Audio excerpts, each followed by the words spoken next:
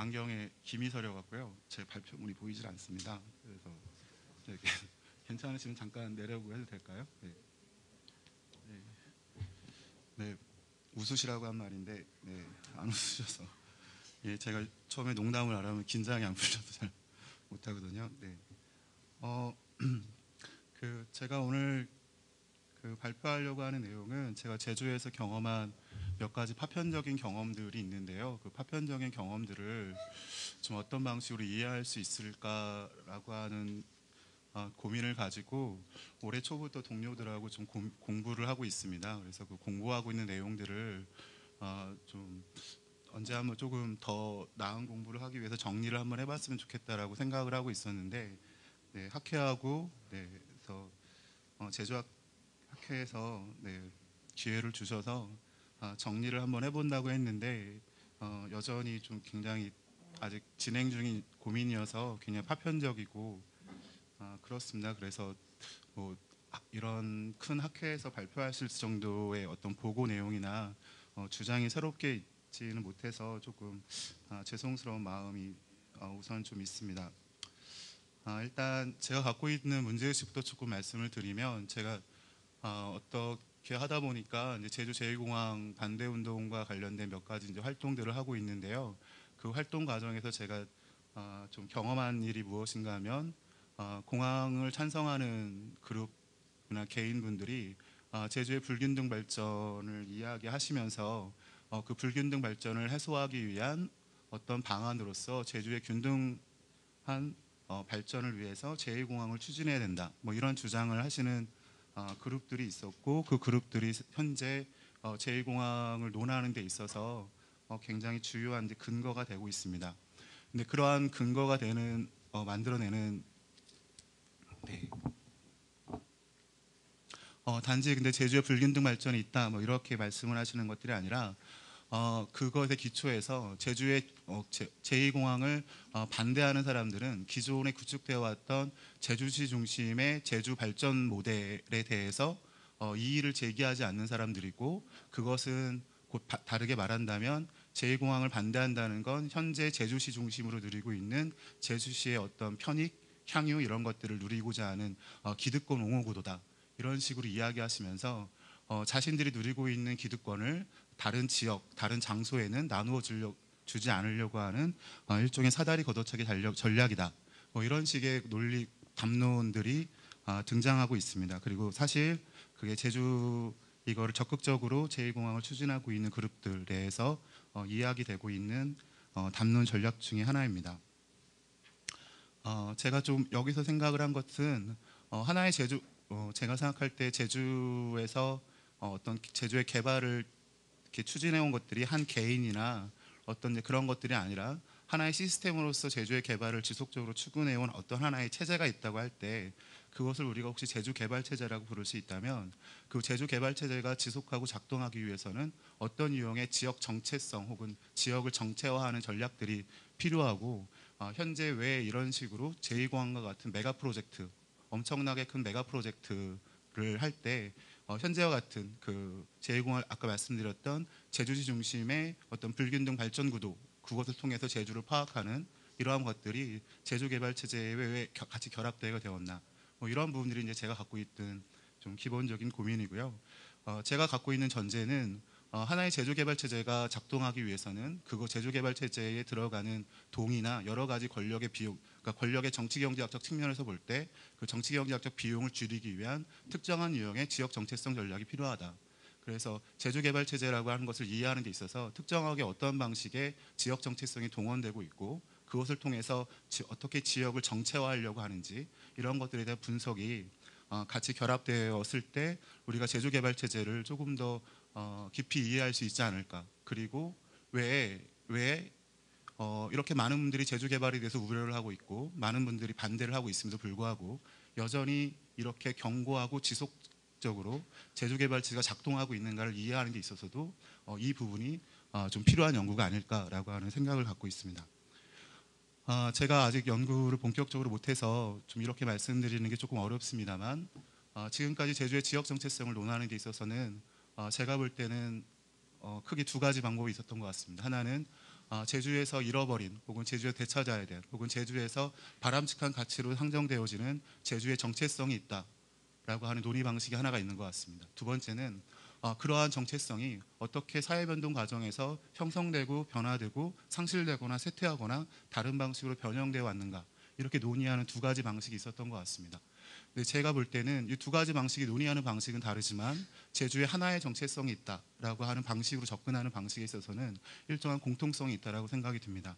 근데 제가 느끼는 것은 특히 제주 개발과의 관계에서 지역 정체성의 문제를 다룰 땐 아까 불균등 발전의 문제를 말씀드렸던 것처럼 개발과의 관계에서 지역 정체성을 파악하는 방식이 단 하나의 방식들이 아니라 자신이 속한 장소와의 관계나 자기가 관계했던 다양한 형태의 제주의 경험들과의 관계 속에서 다원적이고 파편적인 여러 가지 형태로서의 자신의 지역을 파악하는 다원적인 정체와 전략들이 경합하고 있다. 이런 생각이 좀 들었습니다. 그래서 단 하나의 정체성으로서의 제주 지역 정체성을 바라보는 것들이 아니라 다양한 지역 정체와 전략들이 서로 경합하고 있고 그 경합하는 과정 속에서 어떠한 지역 정체성이 헤게모니를 지니는가, 이런 관점으로 지역 정체성을 일종의 정치적 경합 공간으로 바라볼 때 현재 어떤 방식들이 동원되고 있고 어떻게 작동하고 있는가를 보다 더 잘 이해할 수 있지 않을까라고 생각을 했습니다. 제주의 지역 정체성이라고 할 때 제주가 무엇인가 혹은 제주인이 누구인가라고 하는 질문에 대한 것들이 당연히 동반이 될 텐데요. 이 지역 정체성의 문제를 특히 정치적 문제로 풀어간다고 할 때 제가 좀 같이 고민한 문제는 이 제주의 정체성 문제가 곧 지리 정체성 문제다. 제주의 정체성에서 헤게모니를 누가 지는가에 따라서 그 정체성을 제주에 부여할 수 있게 되기 때문에 그 제주의 정체성을 부여하는 과정 속에서 제주의 지리 정체성 또한 변화가 되고 이것이 구체적으로 제주의 물리적 지리적 변화를 동반한다. 그래서 이러한 문제들이 실제 우리들의 제주가 현재 같은 방식으로 작동하는 과정에서 어떻게 구현되고 있는가를 보는 것들이 지역 정체성을 또 지리 정체성과 연결시켜서 바라보는 방법들이 중요하지 않을까라고 생각이 듭니다. 지역 정체성에서 누가 헤게모니를 지는가, 지역 정체성의 경합 과정에서 어떤 세력과 어떤 개인들이 펼치고 있는 그 프로젝트가 지역 정체성에서 경합 과정에서 승리하게 될 때 그들이 제주의 미래를 지역 정체성에 맞는 방향으로 특히 지리적 물리적 그 변형 과정들을 동반한다고 할 때 이런 과정들로서 이제 진행이 되는데, 현재까지 제주 지역 정체성을 논할 때 제가 느끼고 있는 이거는 조금 좀 조심스러운 고민이어서 토론자 선생님께서 조금 조정을 해주셨으면 좋겠다는 생각이 있는데요. 제 개인적으로 좀 갖고 있는 인상은 제주가 항상 개발로부터 피해를 받는다. 제주가 개발에 의해서 파괴된다. 근데 그럴 때마다 제주와 개발이라고 하는 것이 단선적 대립관계로 파악이 되면서 제주 안에서 개발에 대한 동력이 끊임없이 발생하고 있는 문제들, 제주 스스로 제주의 개발을 만들어 나가고 있는 어떤 문제, 이런 것들에 대해서 사실상 효과적으로 대응할 수 없는 담론적 공백 지형이 존재하는 거 아닌가. 그러니까 지역 정체성이나 개발이라고 하는 문제를 단일한 정체성으로 파악할 때 제주대 개발이라고 하는 단선적인 대항 구도가 성립이 되면서 제주 안에서 지속적으로 발생하고 있는 제주 개발의 압력, 이 얘기는 무슨 뜻이냐면 헤게모니적 접근을 취한다고 할 때 당연히 제주 개발 체제가 지역 정체성의 어떤 그 매개 과정들을 통해서 제주 시민들의 아래로부터의 동의, 아래로부터의 욕망, 이러한 것들이 작동이 될 때에만 이 개발 체제가 유지가 될 텐데 그런 부분들에 대해서 효과적으로 대응하지 못하는 어떤 담론적 공백이 있었던 거 아닌가?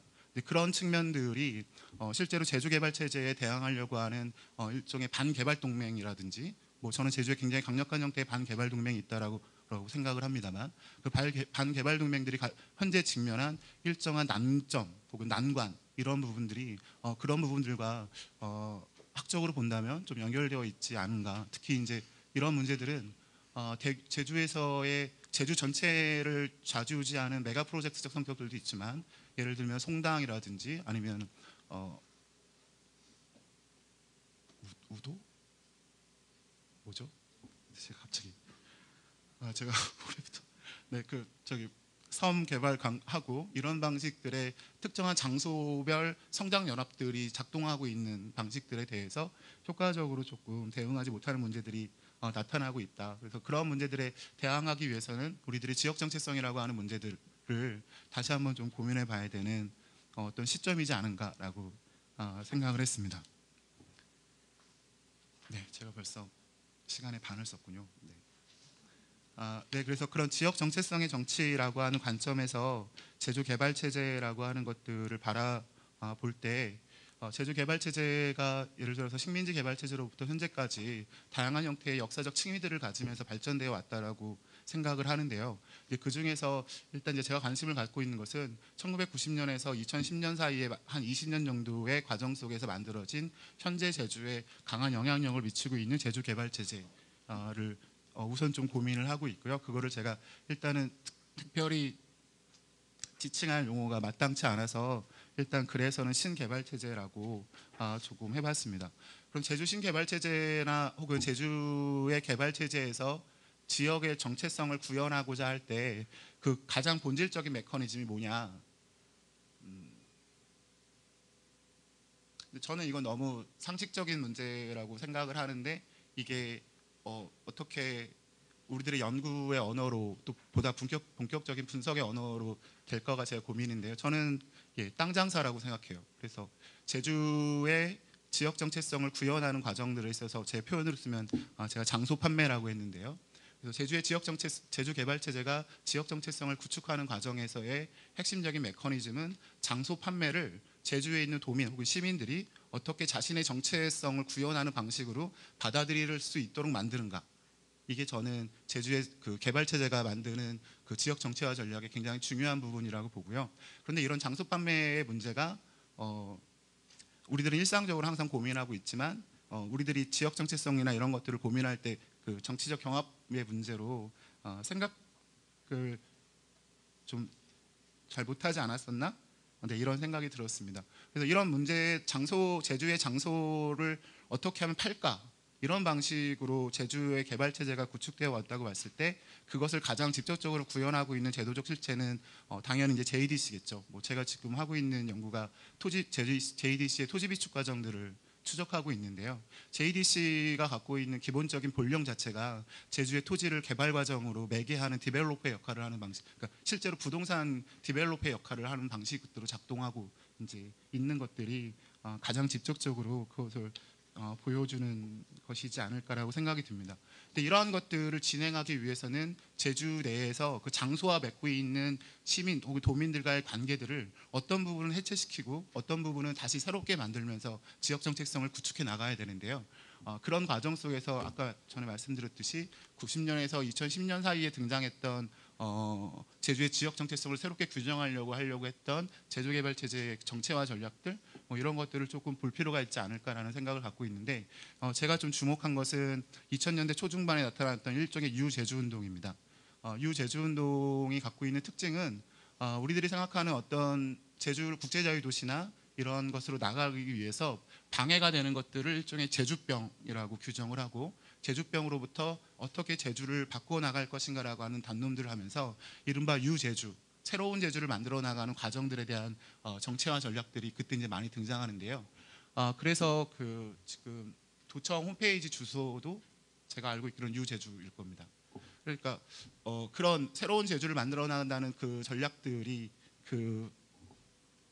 그때 이제 등장을 하고 이제 그런 것들이 제주 작동하기 위해서는 근데 이제 그게 실제로 작동하기 위해서는 어떤 메커니즘들을 요구하냐면 새로운 제주를 만들어 나가는 건 도민 스스로의 자동적 갱신 과정, 그러니까 그 자동적 이노베이션 과정이 되어야 한다고 유제주 운동이 이야기를 하는 것이죠.